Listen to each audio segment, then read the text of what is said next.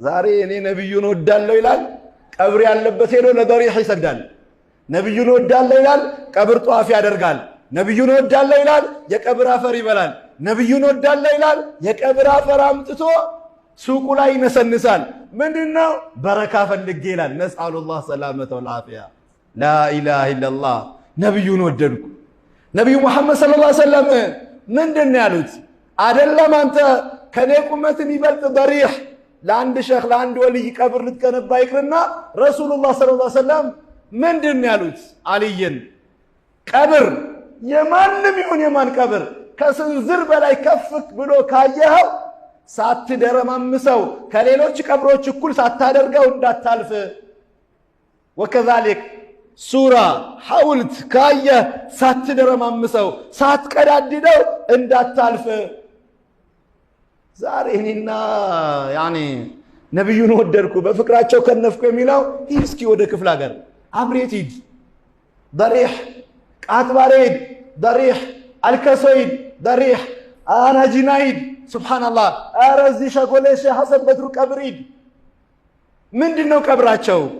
ተመልከት። ሱብሃንአላህ ነብዩን ወደድኩ እንላለን። በሌላ ጎኑስ ነብዩ የከለከሉትን እንሰራለን። ነብዩ ሰለላሁ ዐለይሂ ወሰለም ሐቢባ ስትነግራቸው ስለ ሐበሻ ምንድነው ያለቻቸው? ሐበሻ ያሉ ሰዎች መጥፎ ባህሪያቸውን ስትገልጽ ሰዎቻቸው ከሞቱ በኋላ በቀብሮቻቸው ላይ ቤት ይሰራሉ ብላ ስትነግራቸው ረሱሉላህ ሰለላሁ ዐለይሂ ወሰለም ምንድነው ያሉት? ለዐነ አላሁ አልየሁደ ወነሳራ ኢተኸዙ ቁቡረ አንቢያኢሂም መሳጅዳ። አይሁድና ነሳራን አላህ ረገማቸው፣ አላህ ከረሕመት አባረራቸው። ለምን? የሷሊሖቻቸውን የወልዮቻቸውን የመሻይኾቻቸውን ቀብሮችን መስጂድ አድርገው ይይዛሉ። ሱብሃንአላህ።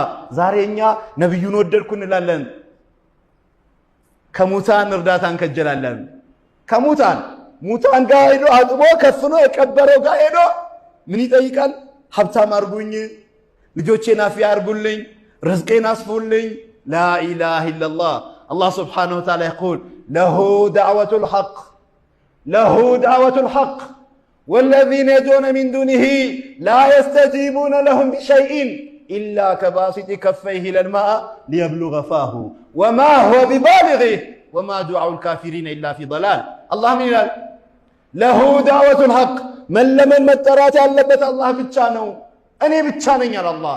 እነዛ ከኔ ሌላ የሚለምኑ ሰዎች ምሳሌያቸው ወደ ወራጅ ውሃ እጁ እንደሚዘረጋ ሰው ነው። ሊየብሉገ ፋሁ ውሃው ወደ አፉ እንዲደርስለት። ወራጅ ውሃ ወይ በእጅ አምተህ ካልጠጣኸው ወይ በቀለስ ቀተህ ካልጠጣኸው እንዴት ነው ካለበት ተነስቶ ወደ አንተ አፍ ሊደርስ የሚችለው? በጭራሽ። ኢዘን እንደዚህ ነው አላህ ከኔ ውጭ ያለን የሚለምኑ ሰዎች። ዛሬ ነብዩን ወዳለ ይላል ቀን ያመልካል።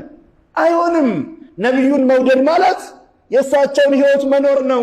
አላህ ቁርአን ላይ ምንድን ያላቸው? ለእሳቸው ዳይሬክት ንግግር፣ ትእዛዙ ግን እኔንም አንተንም አንቺንም ሁላችንም በሚያካትተው ምን አለ አላህ? ቁል